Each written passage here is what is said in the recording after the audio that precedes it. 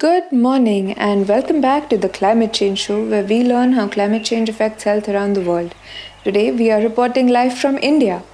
During the time that we've been here, we've witnessed several unseasonal weather patterns. Right from an unusually long and cold winter in some parts of the country to unseasonal floods and storms in other parts of the country. With the pace of climate change accelerating rapidly, such unseasonal weather patterns will become more frequent in the future. Not only that, they'll also be more intense and affect human life. On today's segment, we will learn how climate change affects cardiovascular diseases or CVDs in India. Joining us is Shreya, a researcher from the Swiss Tropical and Public Health Institute who's studying this. Let's find out about our project. Hi.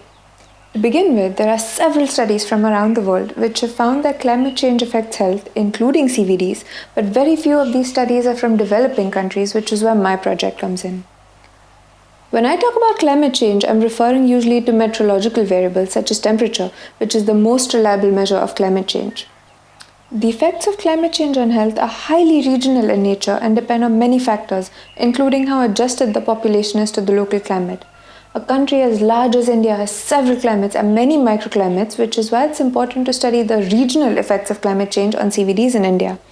My study focuses on Pondicherry, a small territory on the eastern side of India.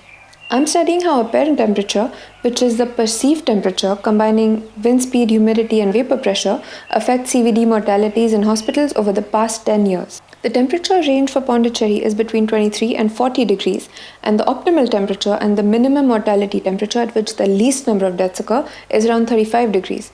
We have found that both cold and hot non-optimal temperatures lead to an increase in CVD mortalities in Pondicherry, which can be attributed to climate change.